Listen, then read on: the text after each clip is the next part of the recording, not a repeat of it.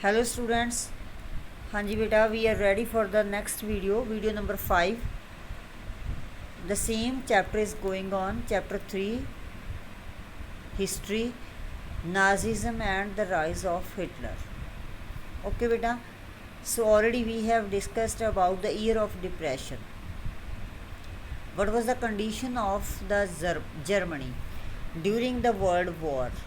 Okay ਬੇਟਾ, ਇਹ ਆਪਾਂ ਪਹਿਲਾਂ ਹੀ ਡਿਸਕਸ ਕਰ ਚੁੱਕੇ ਹਾਂ ਬਹੁਤ ਕੁਝ ਇਸ ਦੇ ਬਾਰੇ ਵਿੱਚ। 1924 ਟੂ 1928 ਇਹ ਜਿਹੜਾ ਟਾਈਮ ਸੀ ਥੋੜ੍ਹਾ ਸਟੇਬਿਲਿਟੀ ਦਾ ਟਾਈਮ ਸੀ, ਜਦੋਂ ਜਰਮਨੀ ਨੂੰ US ਤੋਂ ਲੋਨ ਮਿਲ ਗਿਆ ਸੀ ਤਾਂ ਇਸ ਕਰਕੇ ਉਸਨੇ ਕਾਫੀ ਸਾਰਾ ਜਿਹੜਾ ਆਪਣੇ ਉੱਪਰ ਕਰਜ਼ਾ ਸੀ ਉਸਨੂੰ ਮੋੜ ਵੀ ਦਿੱਤਾ ਸੀ ਔਰ ਹੁਣ ਉਹ ਆਪਣੇ ਕੰਮਾਂ ਦੇ ਵਿੱਚ ਥੋੜ੍ਹਾ ਧਿਆਨ ਦੇ ਪਾ ਰਿਹਾ ਸੀ। ਠੀਕ ਹੈ, ਲੇਕਿਨ ਫਿਰ ਤੁਹਾਨੂੰ ਪਤਾ ਹੈ ਕਿ ਇਨ ਬਿਟਵੀਨ ਸਿਚੁਏਸ਼ਨ ਚੇਂਜ ਹੋ ਗਈ ਸੀ ਜਦੋਂ 1929 ਦੇ ਵਿੱਚ ਅਮਰੀਕਾ ਨੇ ਆਪਣੀ ਸਪੋਰਟ ਵਾਪਸ ਲੈ ਲਈ ਸੀ। ਠੀਕ ਹੈ, ਤਾਂ ਇਸ ਦਾ ਬਹੁਤ ਵੱਡਾ ਅਸਰ ਜਿਹੜਾ ਹੈਗਾ ਜਰਮਨੀ ਦੇ ਉੱਪਰ ਵੀ ਪਿਆ ਸੀ ਔਰ ਨਾਲ ਨਾਲ ਤੁਹਾਨੂੰ ਪਤਾ ਹੈ ਵਰਲਡ ਵਾਰ ਦਾ ਜਿਹੜਾ ਸਭ ਤੋਂ ਵੱਡਾ ਇੰਪੈਕਟ ਆ ਉਹ ਪੂਰੇ ਵਰਲਡ ਦੇ ਉੱਪਰ ਪਿਆ ਸੀ, ਜਿਹਦੇ ਵਿੱਚ ਗ੍ਰੇਟ ਡਿਪਰੈਸ਼ਨ ਦਾ ਟਾਈਮ ਵੀ ਆ ਗਿਆ ਸੀ ਕਿਉਂਕਿ ਬਹੁਤ ਜ਼ਿਆਦਾ ਨੁਕਸਾਨ ਸਾਰੇ ਕੰਟਰੀਜ਼ ਦਾ ਹੋ ਚੁੱਕਿਆ ਸੀ ਔਰ ਸਭ ਦਾ ਟ੍ਰੇਡ ਬੰਦ ਹੋ ਗਿਆ ਸੀ ਔਰ ਇਸ ਚੀਜ਼ ਦੇ ਨਾਲ ਹਰ ਇੱਕ ਕੰਟਰੀ ਦੀ ਇਨਕਮ ਜਿਹੜੀ ਹੈ ਬਹੁਤ ਜ਼ਿਆਦਾ ਘੱਟ ਹੋ ਗਈ ਸੀ ਔਰ ਪ੍ਰਾਈਸਿਸ ਜਿਹੜੀਆਂ ਨੇ ਉਹ ਵਧਣੀਆਂ ਸ਼ੁਰੂ ਹੋ ਗਈਆਂ ਸੀ। ਵੇਮਾਰ ਰਿਪਬਲਿਕ ਦੇ ਵਿੱਚ ਵੀ ਕੁਝ ਰਾਜੇ ਅੰਦਰੂਨੀ ਡਿਫੈਕਟਸ ਉਸ ਦੇ ਵਿੱਚ ਹੈਗੇ ਸੀ। ਠੀਕ ਹੈ, ਵੇਮਾਰ ਰਿਪਬਲਿਕ ਜਿਹੜਾ ਬਣਿਆ ਸੀ ਉਹ ਵੀ ਇੰਨਾ ਜ਼ਿਆਦਾ ਮਤਲਬ ਸਟਰੋਂਗ ਨਹੀਂ ਸੀ, ਵੀਕ ਜਿਹਾ ਰਿਪਬਲਿਕ ਸੀ ਔਰ ਇੱਕ ਉਸ ਦੀ ਸਭ ਤੋਂ ਵੱਡੀ ਪ੍ਰੋਬਲਮ ਸੀ ਆਰਟੀਕਲ 48, ਜਿਹਦੇ ਅਕੋਰਡਿੰਗਲੀ ਪ੍ਰੈਜ਼ੀਡੈਂਟਸ ਨੂੰ ਇਹ ਪਾਵਰਸ ਮਿਲ ਗਈਆਂ ਸੀ ਕਿ ਉਹ ਕਿਸੇ ਵੀ ਟਾਈਮ ਐਮਰਜੈਂਸੀ ਇੰਪੋਜ਼ ਕਰ ਸਕਦਾ ਹੈ। ਠੀਕ ਹੈ, ਜਿਹਦੇ ਵਿੱਚ ਸਾਰੇ ਸਿਵਲ ਰਾਈਟਸ ਵਗੈਰਾ ਉਹ ਭੰਗ ਕਰ ਸਕਦਾ ਹੈ ਔਰ ਬਿਲਕੁਲ ਸਿੱਧਾ ਰੂਲ ਜਿਹੜਾ ਹੈਗਾ ਡਿਕਰੀ ਦਾ ਰੂਲ ਜਾਂ ਆਪਾਂ ਕਹਿ ਸਕਦੇ ਹਾਂ ਅਦਾਲਤੀ ਫਰਮਾਨ ਜਾਰੀ ਕਰਕੇ, ਜਿਵੇਂ ਆਪਾਂ ਆਪਣੀ ਕੰਟਰੀ ਵਿੱਚ ਹੁੰਦਾ ਐਮਰਜੈਂਸੀ ਰੂਲ ਜਿਹੜਾ ਹੈਗਾ ਮਿਲਟਰੀ ਰੂਲ, ਇਸ ਤਰ੍ਹਾਂ ਦਾ ਮਤਲਬ ਉਹ ਸਿਚੁਏਸ਼ਨ ਜਿਹੜੀ ਆ ਕ੍ਰੀਏਟ ਕਰ ਸਕਦਾ। ਠੀਕ ਹੈ, ਤਾਂ ਇਹ ਕੁਝ ਪ੍ਰੋਬਲਮ ਸੀ ਉੱਥੇ ਵੀ ਚੱਲ ਰਹੀਆਂ ਸੀ ਔਰ ਨਾਲ ਦੀ ਨਾਲ ਹੀ ਸਾਡੇ ਕੋਲ ਇਸੇ ਦੌਰਾਨ ਹੀ ਜੋ ਹਿਟਲਰ ਦਾ ਨਾਮ ਤੁਸੀਂ ਸੁਣਿਆ, ਹਿਟਲਰ ਦਾ ਰਾਈਜ਼ ਹੋ ਰਿਹਾ ਸੀ, ਉਸ ਦੀ ਪਾਰ ਜਿਹੜੀ ਹੈ ਇਸ ਟਾਈਮ ਦੇ ਵਿੱਚ ਹੀ ਬਹੁਤ ਜ਼ਿਆਦਾ ਇਨਕਰੀਜ਼ ਹੋਈ ਸੀ।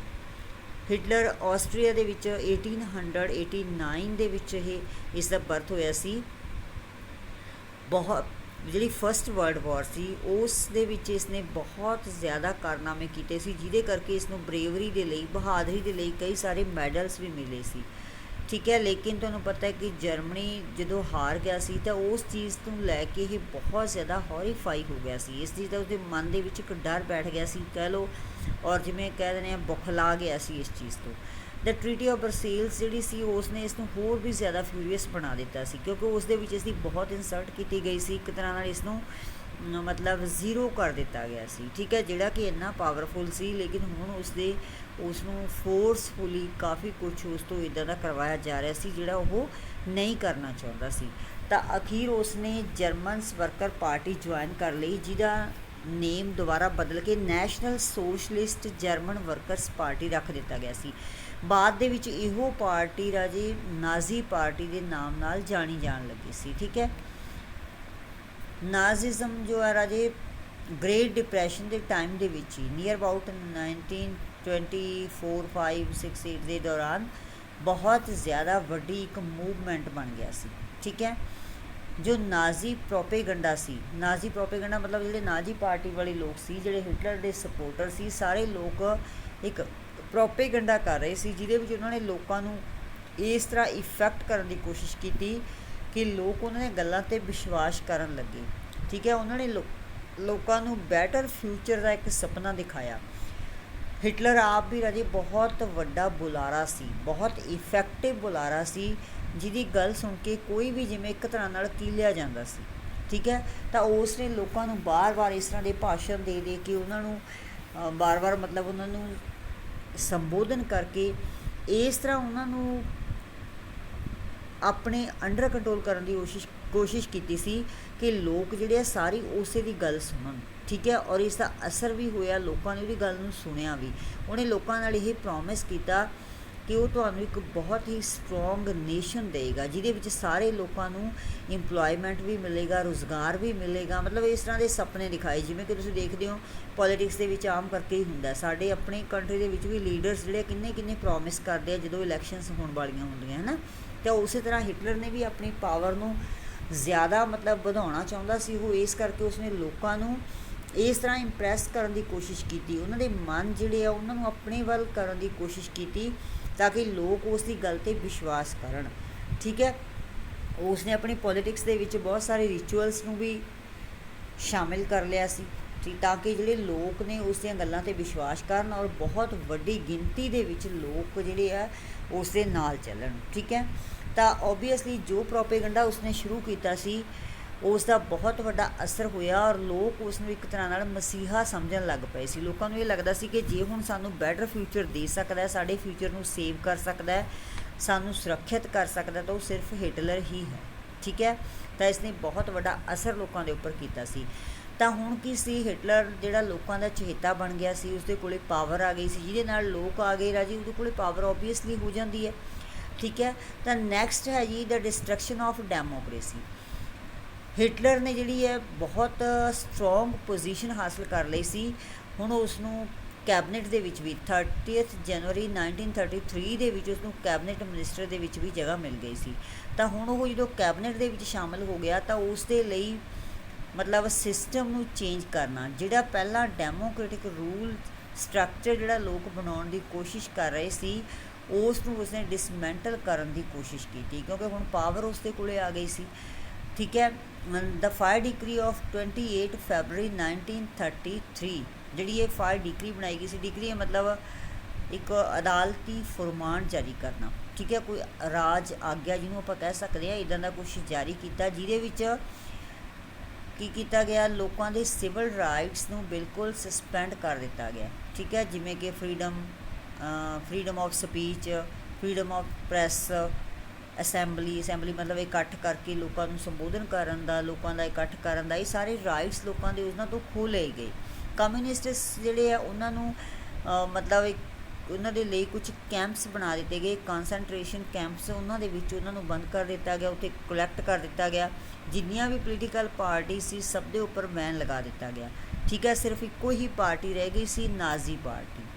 ਤਾਂ ਉਹਨਾਂ ਨੇ ਇੱਕ ਸਪੈਸ਼ਲ ਫੋਰਸ ਤਿਆਰ ਕੀਤੀ ਜਿਹੜੀ ਕਿ ਲੋਕਾਂ ਨੂੰ ਕੰਟਰੋਲ ਕਰੇਗੀ, ਉਹਨਾਂ ਨੂੰ ਮਤਲਬ ਜੋ ਵੀ ਸਥਿਤੀ ਇਸ ਤਰ੍ਹਾਂ ਦੀ ਪੈਦਾ ਹੋ ਰਹੀ ਸੀ, ਕਿਉਂਕਿ ਉਸ ਨੂੰ ਪਤਾ ਸੀ ਕਿ ਲੋਕ ਅਗਰ ਉਸ ਦੇ ਖਿਲਾਫ ਖੜ੍ਹੇ ਹੋ ਗਏ ਤਾਂ ਫਿਰ ਉਸ ਦੇ ਲਈ ਆਪਣੀ ਪਾਵਰ ਜਿਹੜੀ ਆ ਉਸ ਨੂੰ ਐਜ਼ ਇਟ ਇਜ਼ ਰੱਖਣਾ ਪੋਸੀਬਲ ਨਹੀਂ ਹੋਏਗਾ। ਠੀਕ ਹੈ, ਤਾਂ ਇਸ ਕਰਕੇ ਉਸਨੇ ਇਸ ਤਰ੍ਹਾਂ ਦਾ ਸਿਕਿਉਰਿਟੀ ਫੋਰਸਿਸ ਬਣਾਈਆਂ ਜਿਹੜੀਆਂ ਕਿ ਲੋਕਾਂ ਨੂੰ ਬਿਨਾਂ ਕਿਸੇ ਸਜ਼ਾ ਦਿੱਤਿਆਂ, ਠੀਕ ਹੈ, ਉਹਨਾਂ ਨੂੰ ਬਚਾ ਕੇ ਸੁਰੱਖਿਅਤ ਰੱਖ ਕੇ ਲੋਕਾਂ ਨੂੰ ਕੰਟਰੋਲ ਕਰ ਸਕਣਗੀਆਂ। ਇਸ ਤਰੀਕੇ ਨਾਲ ਕੰਟਰੋਲ ਕਰਨਗੇ ਕਿ ਲੋਕਾਂ ਨੂੰ ਇਸ ਚੀਜ਼ ਦਾ ਮਤਲਬ ਅਹਿਸਾਸ ਵੀ ਨਹੀਂ ਹੋਏਗਾ ਕਿ ਉਹਨਾਂ ਦੇ ਉੱਪਰ ਜੋ ਹੈ ਬੰਦਿਸ਼ਾਂ ਲਗਾਈਆਂ ਜਾ ਰਹੀਆਂ ਨੇ। ਇਸ ਤਰੀਕੇ ਨਾਲ ਉਹਨਾਂ ਨੇ ਲੋਕਾਂ ਨੂੰ ਅੰਡਰ ਕੰਟਰੋਲ ਕਰਨ ਦੀ ਕੋਸ਼ਿਸ਼ ਕੀਤੀ। ਠੀਕ ਹੈ, ਨੈਕਸਟ ਹੈ ਰੀਕਨਸਟਰਕਸ਼ਨ।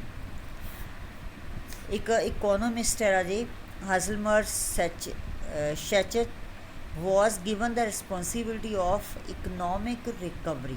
ਠੀਕ ਹੈ, ਉਹ ਵੀ ਇੱਕ ਇਕੋਨੋਮਿਸਟ ਸੀ ਜਿਹੜਾ ਕਿ ਇਕਨੋਮਿਕ ਕੰਡੀਸ਼ਨ ਜੋ ਜਰਮਨੀ ਦੀ ਸੀ ਉਸ ਨੂੰ ਰਿਕਵਰ ਕਰਨ ਦੀ ਕੋਸ਼ਿਸ਼ ਕਰਦਾ ਸੀ। ਉਹਦੀ ਰਿਸਪੌਂਸੀਬਿਲਿਟੀ ਲਈ ਸੀ ਕਿ ਜਰਮਨੀ ਦੀ ਜੋ ਵੀ ਅੱਜ ਇਕਨੋਮਿਕ ਕੰਡੀਸ਼ਨ ਹੈ ਫਾਈਨੈਂਸ਼ੀਅਲ ਤੌਰ 'ਤੇ ਉਹ ਜਰਮਨੀ ਨੂੰ ਇਸ ਦੇ ਵਿੱਚੋਂ ਕੱਢਣ ਦੀ ਕੋਸ਼ਿਸ਼ ਕਰੇਗਾ। ਠੀਕ ਹੈ, he aimed at full production and full employment through a state funded work creation program। ਉਸਨੇ ਕਿਸ ਤਰ੍ਹਾਂ ਦਾ ਪ੍ਰੋਗਰਾਮ ਬਣਾਇਆ ਸੀ, ਫੰਡਡ ਪ੍ਰੋਗਰਾਮ, ਜਿਹਦੇ ਵਿੱਚੋਂ ਫੰਡ ਵਗੈਰਾ ਇਕੱਠੇ ਕਰਕੇ ਇੱਕ ਇਸ ਤਰ੍ਹਾਂ ਦਾ ਕ੍ਰੀਏਸ਼ਨ ਪ੍ਰੋਗਰਾਮ ਉਸਦਾ ਸੀ, ਜਿਹਦੇ ਵਿੱਚ ਉਹ ਸੋਚਦਾ ਸੀ, ਉਸਦਾ ਏਮ ਸੀ ਕਿ ਉਹ ਪ੍ਰੋਡਕਸ਼ਨ ਨੂੰ ਔਰ ਇੰਪਲੋਇਮੈਂਟ ਨੂੰ ਇਸ ਤਰ੍ਹਾਂ ਲਾਗੂ ਕਰੇਗਾ ਕਿ ਹਰ ਬੰਦੇ ਨੂੰ ਇੰਪਲੋਇਮੈਂਟ ਮਿਲੇਗੀ।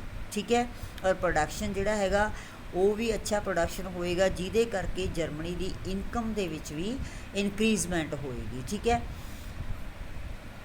Hitler ਪੁਲਡ out of the league of nations, ਲੇਕਿਨ ਸਿਚੁਏਸ਼ਨ ਕੁਛ ਹੋਰ ਹੀ ਸੀ, ਕਿਉਂਕਿ ਜਿਹੜੀ ਪਾਵਰ ਹੈ ਉਹ ਹਿਟਲਰ ਦੇ ਹੱਥਾਂ ਵਿੱਚ ਆ ਚੁੱਕੀ ਸੀ। ਤਾਂ ਉਸ ਨੇ ਆਪਣੀ ਪਾਵਰ ਦਾ ਇਸਤੇਮਾਲ ਕਰਦੇ ਹੋਏ 1933 ਦੇ ਵਿੱਚ ਲੀਗ ਆਫ ਨੇਸ਼ਨਸ ਨੂੰ ਵੀ ਪੁਲ ਆਊਟ ਕਰ ਦਿੱਤਾ। ਠੀਕ ਹੈ, डिसमिस कर दिता। और उसने राइनेलैंड जी है 1930 राइनेलैंड जी पहला लीग ऑफ नेशनस के अंडर कंट्रोल के उसनों अपने अधिकार खेतर के दोबारा तो लै लिया, ठीक है।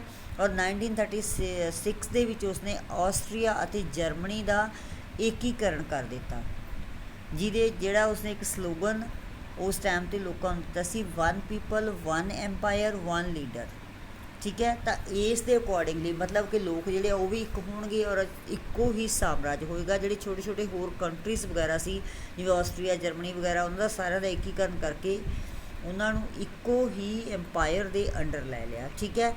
तो और इक्को ही लीडर वन लीडर किहड़ा सी, हिटलर। तो उसने जो एडवाइस जो इकोनोमिस्ट सी शैचेट उसकी जी एडवाइस सी उसने बिल्कुल इग्नोर कर दिता, वो उपर कोई उसने ध्यान नहीं दिता, ठीक है। क्योंकि वो कहता सी कि भी इस तरह का सिस्टम जोड़ा है रीआर्मामेंट निशस्त्रीकरण के उपर जोड़ा है पैसा ना लगाया जाए दोबारा, तो हथियार वगैरह जो रखने उसने हिटलर जी चाहता सी। इकोनोमिस्ट का एक ख्याल सी कि हथियारों के उपर ज़्यादा पैसा बर्बाद ना किया जाए, क्योंकि लड़ाई करके ही तो पहला साड़ी इन्नी कंडीशन बुरी हो गई है। तो इस करके मतलब वो, लेकिन हिटलर जो है वो कोई गल नहीं सी सुन रहा, उन्हें सब कुछ इग्नोर कर दिता।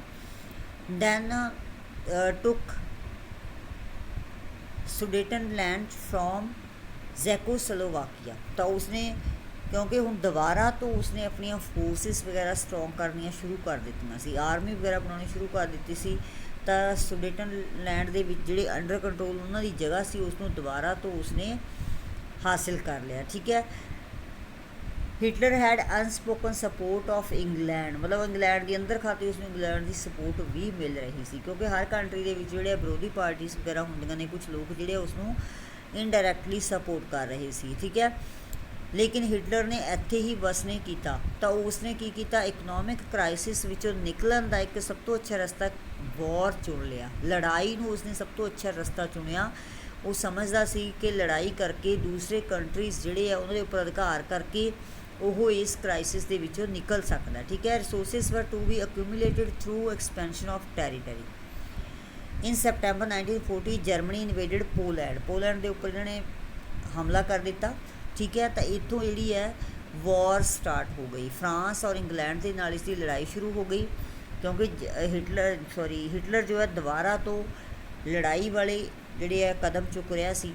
तो ओबीअसली जिहड़े उसके विरोधी जिहड़े कंट्रीज सी उन्होंने फिर उसका विरोध करना शुरू कर दिता। तो इस तरह जी है सैकेंड वर्ल्ड वॉर स्टार्ट हो गई सी, ठीक है। लेकिन यूएसए जो है वो पहला वॉर दे विच शामिल नहीं होया सी, लेकिन जो जापान हिटलर की सपोर्ट करन लग गया, ठीक है, और उन्होंने पर्ल हार्बर के उपर बमबारी कर दी, तो यूएसए भी इस वॉर दे विच शामिल हो गया, ठीक है। तो ये वॉर जी है 1945 के विच जाके रुकी सी, 1939 तो स्टार्ट होके 6 साल तक ये चलती रही सी। जो लास्ट के विच हिटलर हार गया और यूएसए ने हीरोशीमा ते नागासाकी जापान के दो बहुत वड्डे शहर से उन्होंने उपर बंब सिट के इन्ने भयानक बंब इन्होंने उपर सुटे जिहदे करके ये दोनों शहर तबाह हो गए, ठीक है। तो इस तो बाद जी है ये सैकेंड वर्ल्ड वॉर समाप्त हुई। बाकी आप नैक्सट वीडियो करते हैं राजी। Thank you.